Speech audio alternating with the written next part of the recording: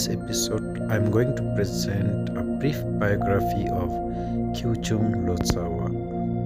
Kyuchung Lotsawa means a boy translator, and he earned his name by learning Sanskrit at an early age. He was born into the Drogmi clan and was said to have been the incarnation of an Indian Mahapandita. He received teachings from Guru Rinpoche and became one of the chief disciples of Guru Rinpoche. He remained a householder and became a master of the early transmission Tantra.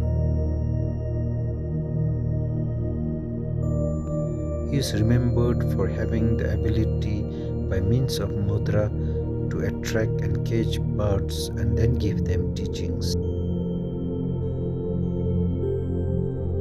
The present 70th Jekyempo of Bhutan, Trikujimi Cheda, is considered as an incarnation of Kyuchung Lotsawa.